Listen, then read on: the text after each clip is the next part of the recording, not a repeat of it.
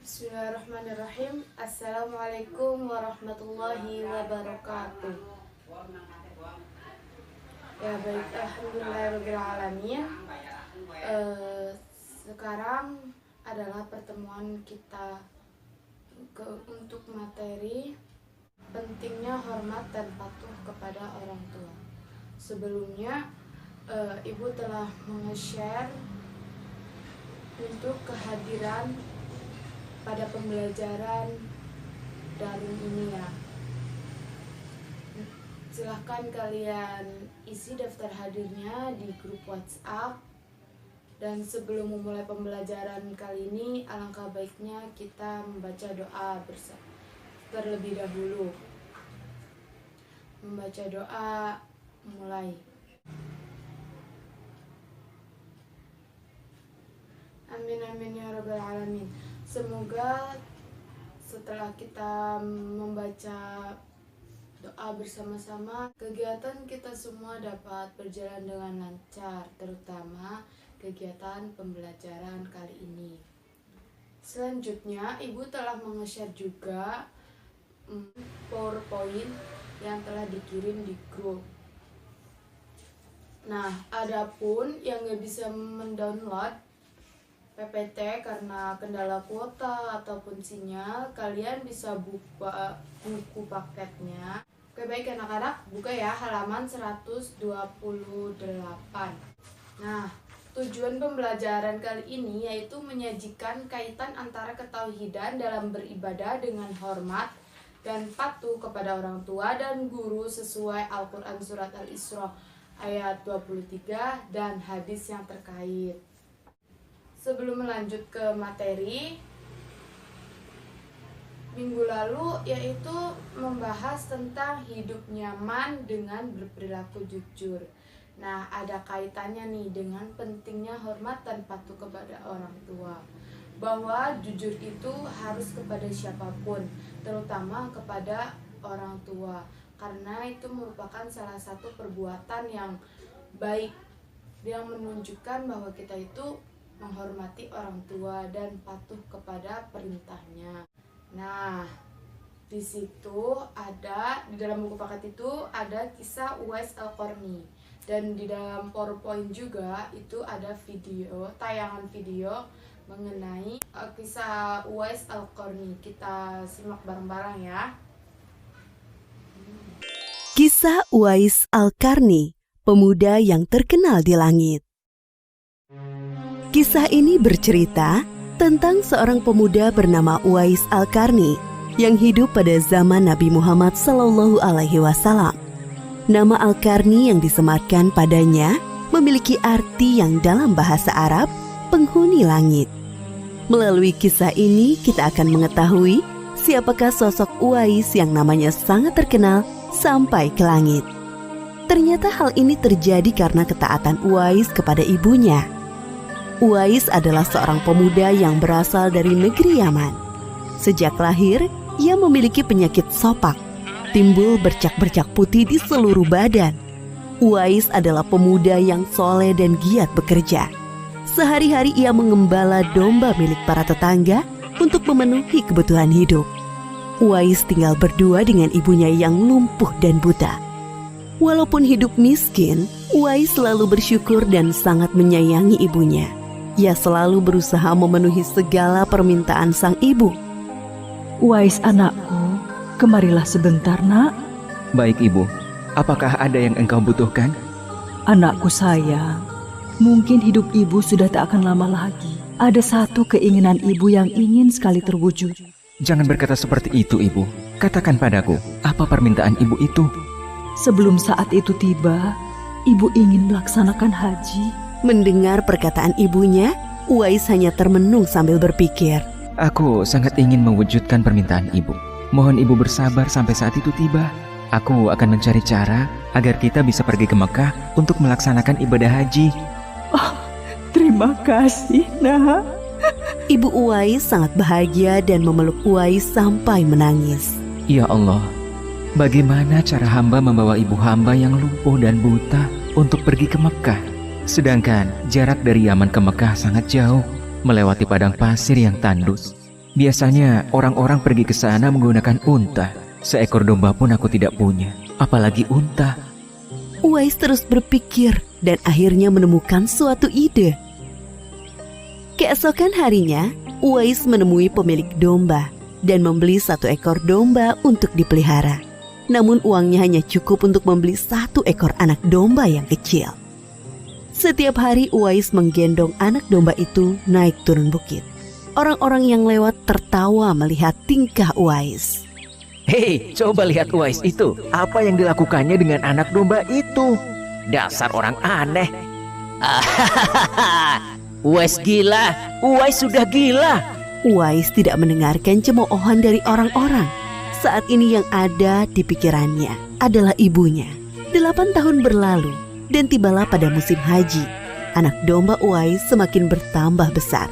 Beratnya mencapai 100 kg. Begitu pula dengan Uwais. Badannya semakin kekar dan bertenaga. Berkat latihan setiap hari, beban berat yang dipikulnya tidak terasa lagi. Sekarang semua orang tahu bahwa apa yang dilakukan Uwais adalah bentuk pengorbanannya kepada sang ibu. Uwais menggendong ibunya sambil berjalan kaki dari Yaman menuju Mekah. Subhanallah, alangkah besar cinta Uwais kepada ibunya itu. Sesampai di Mekah, Uwais tetap menggendong ibunya untuk bertawaf di Ka'bah. Di hadapan Ka'bah, ibu dan anak itu berdoa, Ya Allah, ampunilah semua dosa ibuku. Bagaimana dengan dosamu, anakku? Dengan terampuninya dosa ibu, maka ibu akan masuk surga. Cukuplah ridho ibu yang mengantarkanku ke surga. Allah Subhanahu wa Ta'ala mendengar percakapan ibu dan anak laki-lakinya. Seketika itu penyakit sopak yang dideritanya sembuh. Hanya tertinggal 1 bulatan putih di telapak tangannya. Terima kasih ya Allah. Sekembalinya dari Mekah, Uwais meminta izin kepada ibunya untuk pergi ke Madinah. Uwais ingin sekali bertemu dengan Nabi Muhammad SAW. Dengan berat hati, ibunya mengizinkan Uwais berangkat. Setelah urusanmu selesai, cepat pulang ya nak. Sesampainya di Madinah, Uwais segera mencari rumah Nabi Muhammad SAW. Setelah menemukan, ia mengetuk pintu dan mengucapkan salam. Keluarlah istri Nabi, Aisyah radhiyallahu anha, seraya membalas salamnya. Apakah saya bisa bertemu dengan Rasulullah SAW? Maaf sekali, Nabi sedang tidak berada di rumah. Beliau sedang berperang dan tidak tahu pasti kapan kembali. Mungkin sebulan atau beberapa bulan lagi. Uwais dihadapkan pada 2 pilihan, menunggu kedatangan Nabi atau segera pulang ke Yaman. Bayangan sang ibu yang tua muncul di benaknya. Baiklah kalau begitu, saya pamit. Ada seorang ibu yang tidak bisa saya tinggal lama-lama di rumah. Sampaikan salam saya kepada Rasulullah SAW jika beliau sudah kembali dari perang. Terima kasih. Uwais kembali ke Yaman dengan perasaan haru dan sedih. Di satu sisi Uwais sangat ingin bertemu dengan Nabi Muhammad SAW. Namun di sisi lain, ia sangat mengkhawatirkan kondisi ibunya. Akhirnya ia memilih untuk segera pulang ke Yaman. Peperangan telah usai dan Nabi Muhammad SAW pulang ke Madinah. Aisyah radhiyallahu anha menceritakan perihal pemuda yang mencari beliau. Nabi mengatakan bahwa Uwais adalah pemuda yang sangat taat kepada ibunya. Karena ketaatan kepada ibunya itu, nama Uwais sangat terkenal di kalangan penduduk langit. Seperti yang tersebut dalam hadis Sahih Muslim Syarah An-Nawawi nomor 2542, dikatakan bahwa sebaik-baiknya tabi'in adalah Uwais Al-Qarni. Saat Nabi Muhammad SAW berbincang-bincang dengan Umar bin Khattab dan Ali bin Abi Thalib, beliau menceritakan tentang sosok Uwais. Apabila kalian bertemu dengan Uwais, mintalah doa dan istighfar kepadanya. Dia adalah penghuni langit. Perhatikan di telapak tangannya ada tanda berwarna putih. Dulu sejak lahir ia menderita penyakit sopak. Namun atas kesalehan dan ketaatan kepada ibunya, Allah Subhanahu wa Ta'ala menyembuhkan penyakitnya. Sampai pada akhir kematian Uwais, terjadi hal yang menggemparkan. Banyak sekali orang yang hadir mengurus pemakamannya. Orang-orang itu adalah penduduk langit yang dikirim oleh Allah Subhanahu wa Ta'ala. Subhanallah, Maha Suci Allah, sungguh mulia sosok Uwais ini. Demikianlah kisah Uwais Al-Qarni pemuda yang namanya terkenal di langit. Karena ketaatan pada ibunya, Allah Subhanahu wa Ta'ala meninggikan derajatnya. Dalam kisah ini dapat kita ambil pelajaran berharga bahwa kita harus berbakti kepada orang tua. Semoga kisah Uwais Al-Qarni ini menjadi pengingat agar kita selalu mendoakan kedua orang tua di setiap waktu dan menambah ketaatan kepada mereka. Nah, bagaimana videonya? Dapat dipahami semua kan? Nah, berikut ini adalah pertanyaan-pertanyaan mengenai video tadi.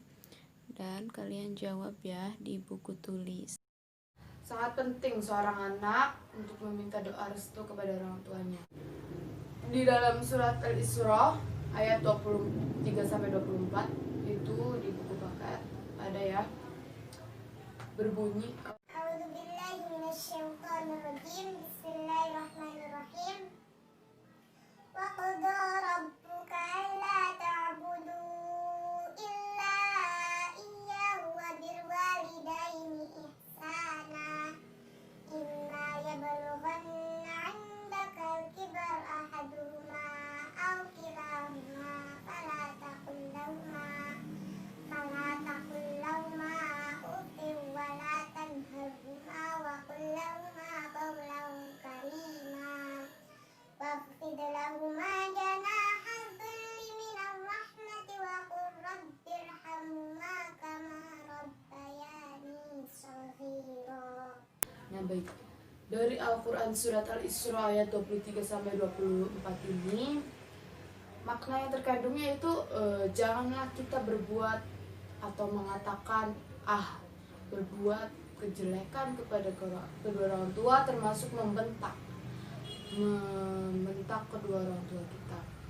Jika kita disuruh kemudian nanti sajalah bu, nanti sajalah mak, nanti sajalah pak, nah itu tuh membuat hati mereka sangat sakit ya. Itu juga tidak baik. Nah, hadis yang terkait yaitu hadis riwayat Baihaqi yang berbunyi ridallahu fi ridha walidain wa sukhtullahi fi sukhutil walidain. Nah, di sini itu jelas banget bahwa artinya itu ridho Allah terletak pada ridho kedua orang tua dan murka Allah terletak pada kemurkaan orang tua. Barang siapa yang membuat hati orang tua itu ridho, pasti semua keinginan kita terkabulkan oleh Allah. Karena Allah juga ridho kalau orang tua kita ridho. Apalagi sebaliknya, kalau kita berbuat kemurkaan kepada orang tua, ya Allah juga gak suka gitu. Allah juga murka sama kita. Nah, hadis yang kedua yaitu dari riwayat Bukhari yang berbunyi An Abdillahi radhiyallahu an qala sa'altu Nabi sallallahu alaihi wasallam ayyul amali ahabbu ilallah, bahwa hadis yang aku berkata kepada Nabi Abdillah, aku berkata kepada Nabi, dia bertanya, amalan apakah yang dicintai oleh Allah ya Rasul? Kemudian Rasulullah menjawab, as-salatu ala waqtiha, salat pada waktunya. Kemudian bertanya lagi pemuda itu, qala tsumma ayyu, kemudian apa? Qala birrul walidain. Birrul walidain. Beliau menjawab berbakti kepada kedua orang tua. Nah, berbakti kepada kedua orang tua itu disebutkan di poin kedua setelah sholat pada waktunya,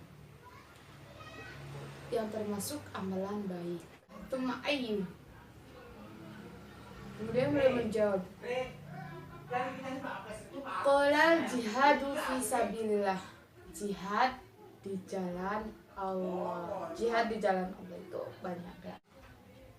Seperti belajar itu jihad, berperang melawan kebenaran, artinya bukan berperang karena kan di sini kan udah alhamdulillah negara itu damai, gak ada perang-perangan.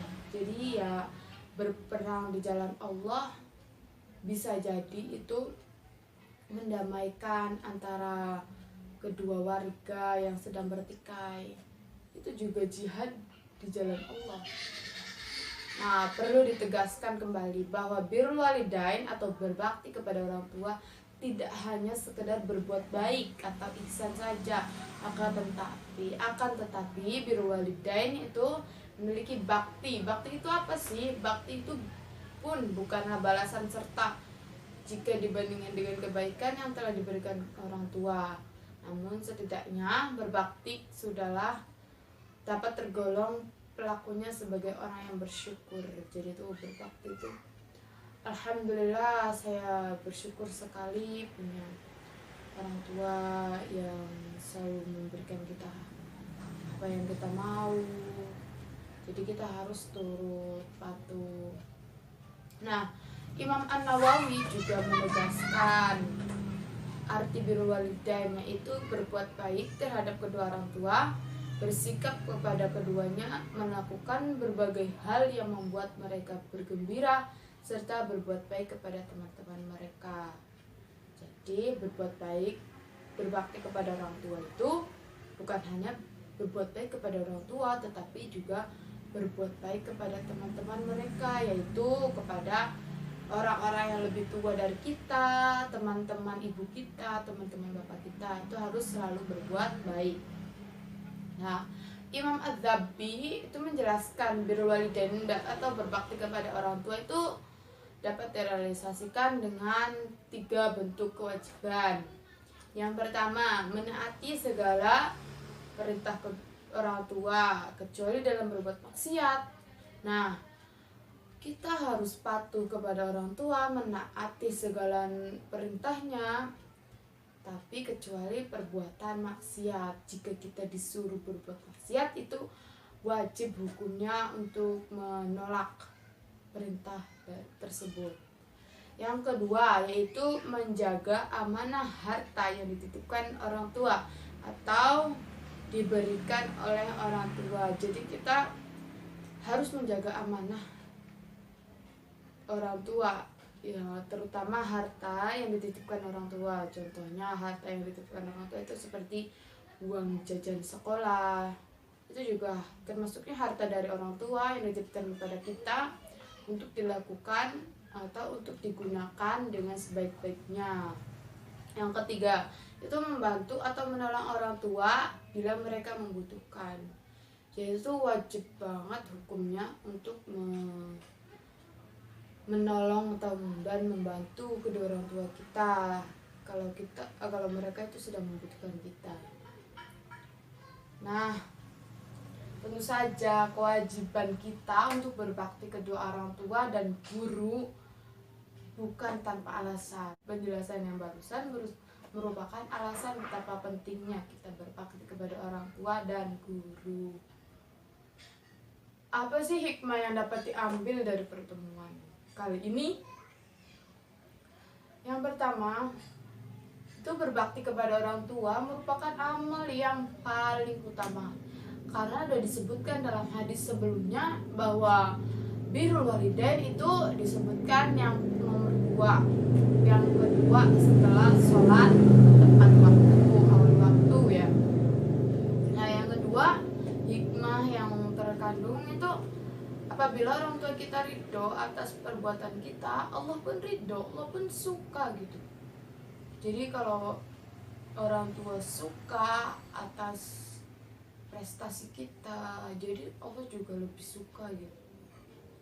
Yang ketiga, berbakti kedua orang tua dapat menghilangkan kesulitan yang sedang dialami, yaitu dengan cara bertawasul dengan amal soleh tersebut. Kemudian berbakti kepada orang tua akan diluaskan rezeki dan dipanjangkan umur.